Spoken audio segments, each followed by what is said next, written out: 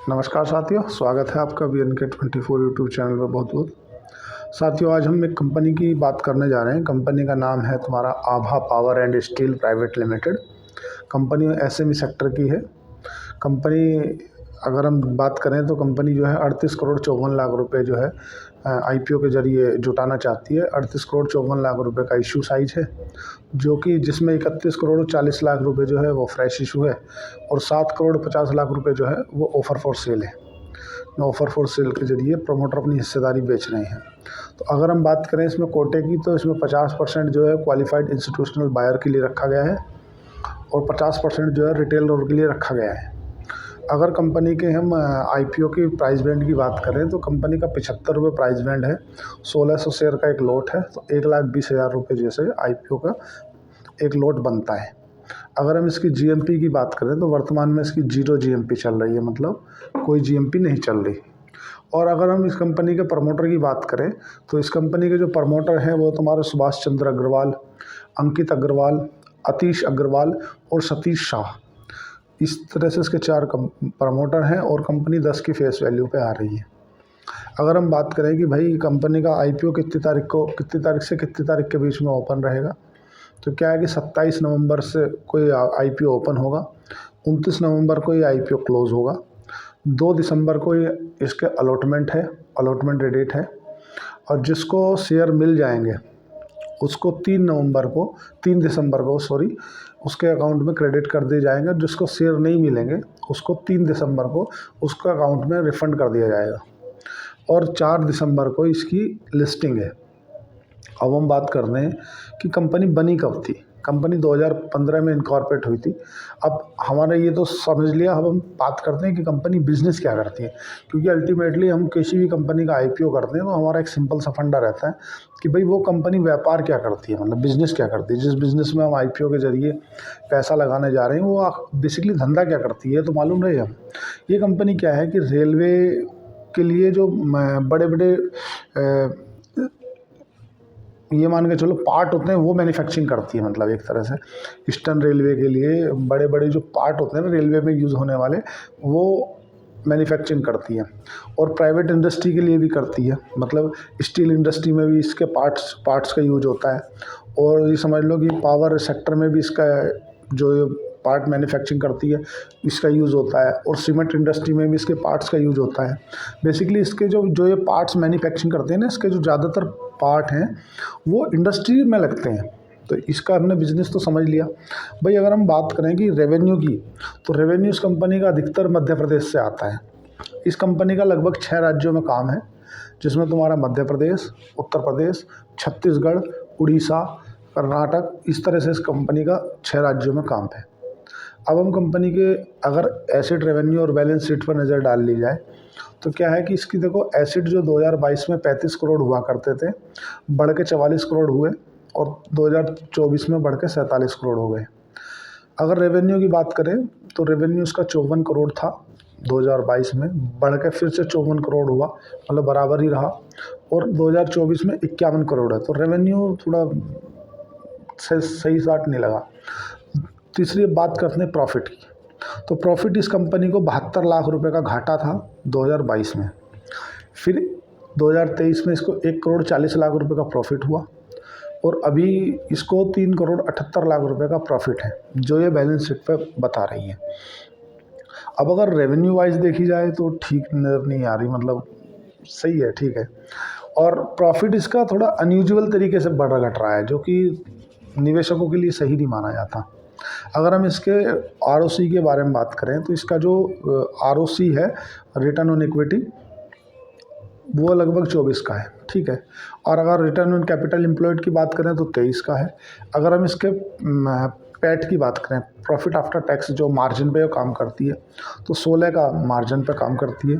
और अगर हम इसके EPS की बात करें कि इसका EPS कितना निकल के आएगा, मतलब अर्निंग प्रति शेयर, तो उसका 2.62, मतलब 2.62 का अर्निंग प्रति शेयर निकल के आएगा। अगर हम इसके प्राइस टू अर्निंग रेशो की बात करें तो ये मान के चलो 36 के प्राइस टू अर्निंग रेशो पे आ रही है। और अगर इसकी बुक वैल्यू की बात करें, प्राइस टू बुक वैल्यू, मतलब अपनी कितनी प्राइस टू बुक वैल्यू पर ट्रेड कर रही है, तो ये 2.7, मतलब 2.70 के आसपास अपने प्राइस टू बुक वैल्यू पे ट्रेड कर रही है। अब अगर वर्तमान में इसकी कैपेसिटी देखी जाए तो 14,400 मेट्रिक टन की इसकी वर्तमान की कैपेसिटी है। अगर इसकी सिमिलर जो पीयर कंपटीटर हैं, अगर उनकी बात करें कि भाई उनका क्या है हिसाब किताब, वो थोड़ा देख लिया जाए तो एक भगवती आर्किटेक्ट्स है कंपनी जो 20 के पी पे है और अर्निंग प्रति शेयर जो उसका वो 24 का है। एक है तुम्हारा नेलकास्ट इंडस्ट्री जिसका 31 का पी है और जो अर्निंग प्रति शेयर देखा जाए वो 6 का है। तो ऑल ओवर कंपनी ठीक ठाक नज़र आ रही है। अगर हम इस कंपनी के ऑब्जेक्ट की बात करें कि भाई आप जो पैसा जुटाना चाहते हो उसका रीज़न क्या है, वो रीज़न कोई तो पता हो जब तो कि इसका जो रीज़न है ना, इसने जो बताया है ये अपनी कंपनी को विस्तार करना चाहती है। जो उड़ीसा में इनका बिलासपुर में प्लांट है उसको इनका ऐसा प्रमोटर ने बताया कि हम इसको मतलब विस्तार करना चाहते हैं, इसको बड़ा बनाना चाहते हैं। कुछ पैसा जो है ये अपने वर्किंग कैपिटल में यूज़ लेंगे, कुछ पैसा जो है ये एक तरह से इक्विपमेंट वगैरह ख़रीदने में यूज़ लेंगे, कुछ पैसा ये क्या है कि जनरल कॉर्पोरेट पर्पस के लिए यूज लेंगे। अगर ऑल ओवर बात की जाए जैसे तो कंपनी थोड़ा ठीक ठाक ही नज़र आ रही है, मतलब ज़्यादा कुछ नेगेटिव नहीं नज़र आ रहे। एक थोड़ी सी जो इनके प्रति मुझे पॉजिटिव बात लगी है ना, वो क्या है कि इनका कॉस्ट ऑफ मटेरियल घट रहा है। कॉस्ट ऑफ मटेरियल क्यों घट रहा है? क्योंकि स्टील के जो दाम गिर रहे हैं, वो स्टील के दाम गिरने से इनका जो अधिकतर जो प्रोडक्ट है वो स्टील और लोहे से, आयरन से बनता है, और उसके दाम जितने नीचे गिरेंगे इनका वो रॉ मटेरियल है, जो स्टील है ना वो इनका रॉ मटेरियल है। तो इनका जो रॉ मटेरियल के दाम घट रहे हैं इससे इनके जो मार्जिन है उस पर फ़र्क पड़ेगा। तो कोई भी आप उदाहरण से कुछ भी समझ लो। सपोज करो हम आलू, एक समोसे से मैं उदाहरण देता हूँ।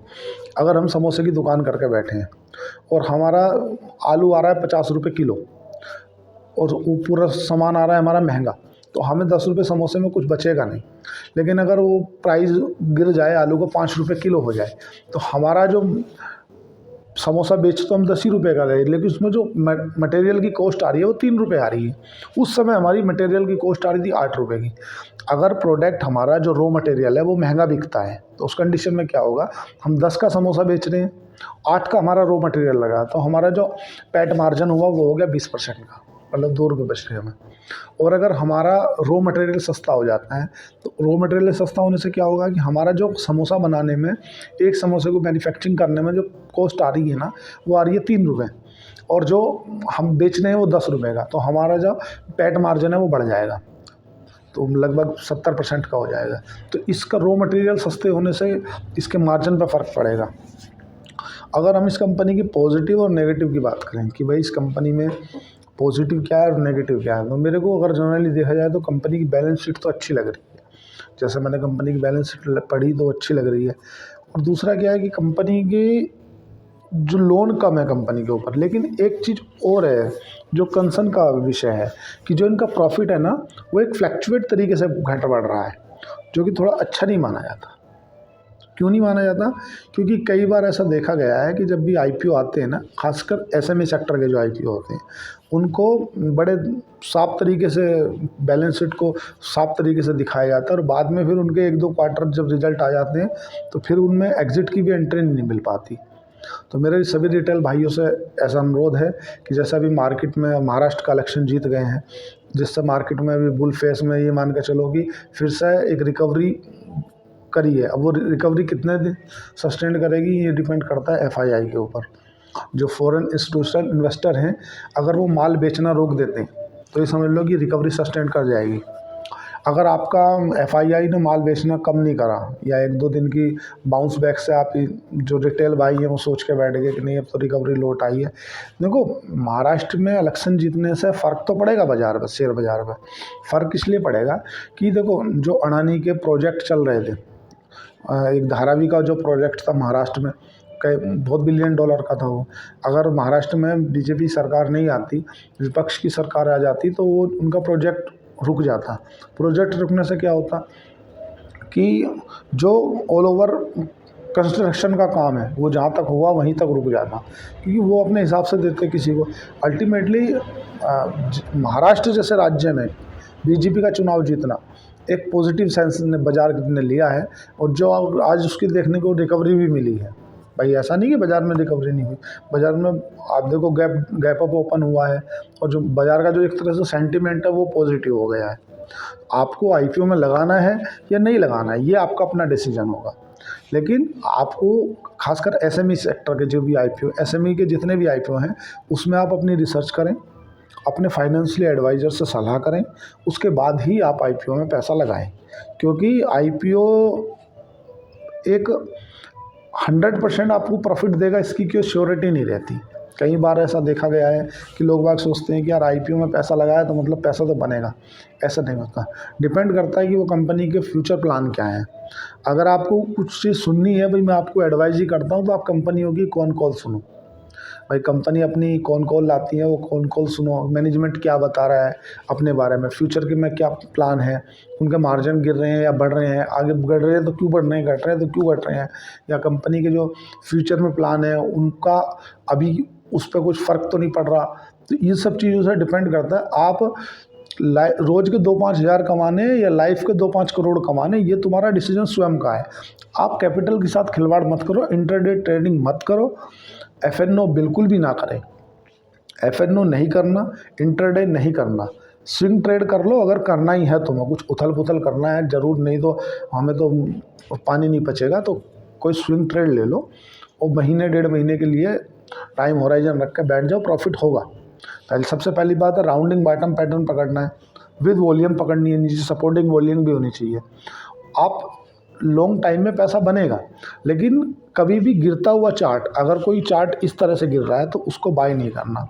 चार्ट अगर आपको बाय करना, अगर आप टेक्निकल एनालिसिस करते भी हैं ना, आपको राउंडिंग बॉटम पैटर्न में अच्छी कंपनी बाय करनी है जो यू शेप दे के चल रही हो और कंपनी की बैलेंस शीट अच्छी हो सब, क्योंकि लॉन्ग टाइम में कंपनियां फंडामेंटल को रिस्पेक्ट करती हैं। अगर कंपनी के फंडामेंटल ख़राब हैं, कंपनी का प्रमोटर माल बेच रहा है, कंपनी की अर्निंग आ नहीं रही है, टॉप लाइन बढ़ नहीं रही है, मार्जिन कंपनी के गिरते जा रहे हैं, आप वोडाफोन आइडिया जीता जागता उदाहरण है, हो सकता है वो यहाँ से भी डबल हो जाए। मैंने अपने जो मेरे व्यूवर्स हैं उनको भी, और जो मेरे से पर्सन कलेक्ट भी हैं, उनसे मैंने 17 रुपये पे एग्ज़िट की राय दे दी थी।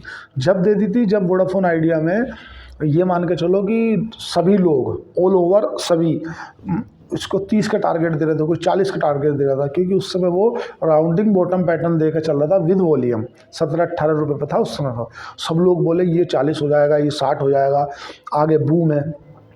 पर मेरा मन नहीं मानता था। क्यों नहीं मानता था? क्योंकि लॉन्ग टाइम में कंपनी फंडामेंटल को रिस्पेक्ट करती है। और कई बार आदित्य बिरला जी बोल चुके हैं कि भाई साहब आप हम इस कंपनी को नहीं चलाना चाहते, कंपनी सरकार इसको टेक ओवर कर सकती है। पर सरकार इनको कुछ ना कुछ बोल के, अगर आश्वासन दे के या कोई पैकेज देकर बोल देती नहीं नहीं ठीक है तुम चलाओ, क्योंकि सरकार भी नहीं चाहती ना कि एक मोनोपोली जैसा बिजनेस क्रिएट हो जाए। भाई अगर बीएसएनएल में तो अब धीरे धीरे यूज़र बढ़ने लगे हैं, पर एक तरह से मोनोपोली क्यों हो जाएगा? क्योंकि एयरटेल और जियो, अगर इन दोनों ने कॉफ़ी पे बैठ कर डिसीजन ले लिया कि नहीं यार अपने को प्राइस हाई करने हैं, और एक काम करो, अब से जो 899 का रिचार्ज होता था उसको बढ़ा के 1100 कर दिया जाए, तो सरकार भाई दो ही तो मन बचे ना। ये वोडाफोन आइडिया तो ख़त्म ही हो गया, और तुम्हारा बीएसएनएल अब धीरे धीरे यूज़र बढ़ रहे हैं, तो थोड़ा सरकार नहीं चाहती कि किसी भी तरह से किसी भी बिजनेस में कोई भी व्यक्ति होगी मोनोपोली बन जाए, क्योंकि जहाँ मोनोपोली बन जाएगी उसका इफेक्ट पड़ेगा आम जनता पे, और आम जनता सरकार को कर आएगी, और सरकार को फिर मजबूरी में कुछ ना कुछ ज़्यादा बेल आउट पैकेज देना पड़ेगा उनको, उन कंपनियों को। तो इसलिए सरकार ने जब जितना लोन वोडाफोन आइडिया को दे रखा था, उसके कुछ लोन को इक्विटी में डायलूट कर लिया। यार एक काम करो, कुछ हिस्सा दे दो आप हमें कंपनी के शेयरों में, ठीक है यार जाने दो, अब तो जो हो गया सो हो गया। तो कंपनी फंडामेंटली कमज़ोर है। मैं ये नहीं बोल रहा कि कंपनी बर्बाद है, अच्छे नहीं है। हो सकता है इसे सरकार अच्छा कोई बेल आउट पैकेज दे दे, या सैमसंग या नोकिया जो और इसके पार्टनर हैं वो उसमें कुछ ज़्यादा पैसा डाल दें, तो क्योंकि इसमें क्या है कि रिक्वायरमेंट रहती है। भाई जो टेलीकॉम सेक्टर है ना, आप लोग खुद जानकार हैं, टेलीकॉम सेक्टर में क्या है कि इनोवेशन हमेशा करता रहना पड़ता है। जैसे 2G आया तो 3G करना, 3G आया तो 4G करना, 4G आया तो 5G करना। तो इसको हर समय अपने आप को अपग्रेड करते रहना है। अपग्रेड करने के लिए इसको सबसे पहले तो टेक्नोलॉजी पे काम करना पड़ेगा। दूसरा, अपनी कंपनी में कैश फ्लो रखना पड़ेगा फ्री कैश फ्लो, जो आपको एनी टाइम 10-20 हज़ार करोड़ रुपए पड़ा रहे। अभी तो कंपनी पे वर्तमान में 2.5 लाख करोड़ के आसपास तो कर्ज है, और ये मान के चलो कि 25,000 करोड़ रुपया कंपनी ब्याज देती है अपना जो कमाती है। जो इन्हें 2.5 लाख करोड़ कर्जा ले रखा है ना, उसका ब्याज देती है कितना, 25,000 करोड़। और कंपनी कमाती कितना है साल भर में, 17,000 करोड़। तो 8,000 रुपये तो, और बाहर से 8,000 करोड़ तो बाहर से लेके उसका ब्याज पटा रही है। इसीलिए अब बनाओ ना, अब अगर आपने फ़ोन लगाया, अब घंटे भर तक ऐसे ही पकड़ के बैठ गए, टू टू टू टू, आप कितने दिन, अरे यार हटाओ, जीरो मारो, नहीं करना यार, वो दूसरे में पोर्ट करा लेंगे। क्योंकि यूज़र को आप बांध के नहीं रख सकते भाई। यूज़र तो तुम्हारे करोड़ों में है, कोई एक आदमी को समझाओगे, 3 को समझाओगे, और जिसकी सर्विस अच्छी लगेगी ना, यूज़र तो पैसा दे रहा ना भाई। आप जैसे प्राइस हाई हुआ, जियो ने प्राइस हाई किया, एयरटेल ने प्राइस हाई किया, तो उसका बेनिफिट तो कहीं ना कहीं आपको भी मिला ना, क्योंकि आपने भी अपने प्राइस बढ़ा दिए। तो जब कस्टमर को पैसा उतना ही देना है तो कस्टमर सर्विस तो अच्छी लेगा। तो इसीलिए सरकार भी चाहती है भाई, मैंने तो अपने व्यूवर्स को बता दिया था 17 के आसपास, मैं आपको शेयर को बेचने या खरीदने का रिकमेंड नहीं दे रहा, ना रिकमेंड कर रहा हूँ, ना आपको इन्फ्लेशन होना है। मैं तो केवल आपकी जो कंपनी में जर्नली बातें होती हैं वो बता रहा हूँ, ना खरीद लेना ना इसको बेच देना। मैं तो एक बात कर रहा हूँ केवल कि बैलेंस शीट देख के जो फंडामेंटल पढ़ने वाले लोग हैं वो समझ गए थे कि यार देखो, भले ही राउंडिंग बॉटम पैटर्न दे रहा है, अच्छा सब चीज़ ठीक है, लेकिन कंपनी लंबे समय में फंडामेंटल को रिस्पेक्ट करती है। अगर कंपनी फंडामेंटली कमज़ोर है ना, तो वो ज़्यादा दिन सस्टेन नहीं करेगी। और ऐसा देखा, वैसे तो वो सोचो कि 4 से बढ़कर 18 पहुंचा, मतलब कंपनी 3-4 गुना हो गई, ऐसा नहीं होता। वोडाफोन आइडिया हो या आप किसी भी कंपनी को देख लो, अगर उसके फंडामेंटल ख़राब हैं तो वो ज़्यादा दिन ऊपर सस्टेन नहीं करेगी भाई। टार्सन प्रोडक्ट फंडामेंटली ख़राब हो गई, मतलब थोड़ा ख़राब हो गई, तो 800 से घट के 400 रह गया, और कंपनी अच्छी है, इक्विपमेंट अच्छे बनाती है। एमटार है, फंडामेंटल थोड़ी सी ख़राब हो गई, रिजल्ट 2-3 ख़राब हो गए, ऊपर से 2800 से घट के 1600-1500 आ गया। तो आप इस बात को समझो। तो साथियों, मैं ऐसा कई बार देख रहा था कि 77% मेरे यूज़र ऐसे हैं जो मेरे चैनल को सब्सक्राइब नहीं करते, देखते ज़रूर हैं। तो कृपया चैनल को सब्सक्राइब कर दें, 0.5 सेकंड लगती है। कृपया चैनल को लाइक करें, सब्सक्राइब करें, कमेंट करें, और आपको IPO में लगाना है नहीं लगाना, ये डिसीजन आपका स्वयं का होगा। तो आप अपने वित्तीय सलाहकार से ही पूछ के करें, और मार्केट में निवेशक बने, ट्रेडर ना बने। धन्यवाद, थैंक यू।